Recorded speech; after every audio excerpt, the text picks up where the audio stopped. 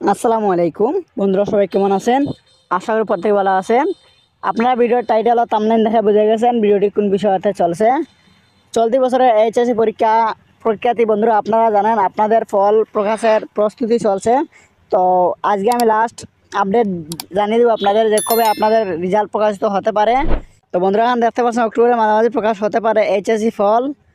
তো দেখছেন এইচএসসি বা সমানের পরীক্ষার ফলাফল প্রকাশের প্রস্তুতি নিয়েছে শিক্ষা বোর্ডগুলো। তবে এবারে জেএসসি ও এসএসসি বা সমানের পরীক্ষার নম্বর নিয়ে বিষয় ম্যাপিং ফলাফল ঘোষণা করা হবে। চলতি বছরে এইচএসসি ও সমানের কিছু পরীক্ষা অনুষ্ঠিত হয়েছে, আবার কিছু পরীক্ষা বাতিল করা হয়েছে।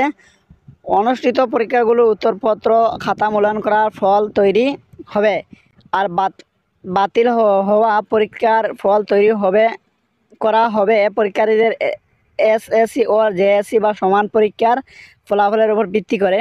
এখানে ফলাফল নিয়ে দুশ্চিন্তা 14.5 লাখ পরীক্ষার্থী ও তাদের অভিভাবকরা। ঢাকা মাধ্যমিক ও উচ্চ মাধ্যমিক শিক্ষা বোর্ড সূত্র বলছে, শিক্ষার্থীরা এবারের ফলাফল নিয়ে বেশি উদ্বিগ্ন।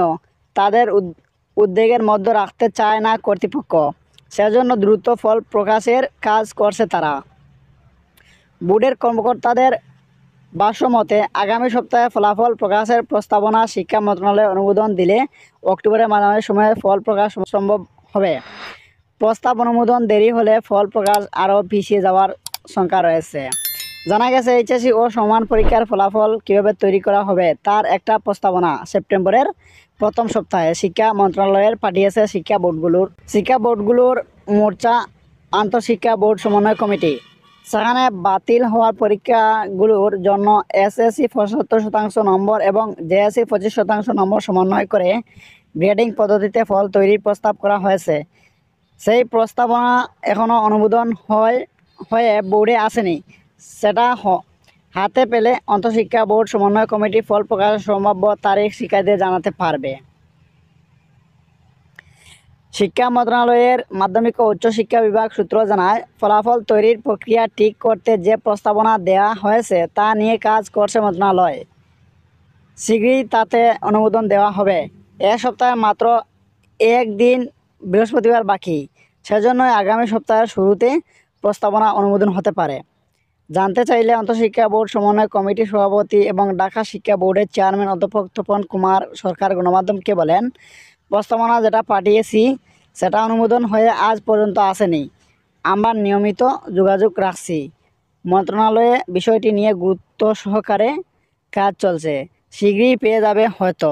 এ সপ্তাহে না হলে আগামী সপ্তাহে সেটা অনুমোদন হতে পারে। যদি আগামী সপ্তাহে প্রস্তাবনা অনুমোদন হয়, সেক্ষেত্রে এইচএসসির ফল প্রকাশের সম্ভাব্য তারিখ বা সময় কখন হতে পারে এমন প্রশ্নে তপন কুমার সরকার বলেন, আগামী সপ্তাহের মধ্যে এটা চূড়ান্ত হলে আমরা অক্টোবরের ঠিক মাঝামাঝি সময়ে ফল প্রকাশ করতে পারব বলে আশা করছি। সেক্ষেত্রে অক্টোবরের তৃতীয় সপ্তাহ পার হবে না হয়তো। শিক্ষার্থীরা উদ্বিগ্ন। আমরা চাই না তাদের আরও বেশি উদ্বেগের মধ্যে রাখতে, সেজন্য দ্রুত সব কিছু করার চেষ্টা হচ্ছে। বিষয়টি নিয়ে জানতে শিক্ষা মন্ত্রণালয়ের সংশ্লিষ্ট বিভাগের কয়েকজন কর্মকর্তার সঙ্গে যোগাযোগ করা হলেও তারা কেউই এ নিয়ে গণমাধ্যমে কথা বলতে চাননি।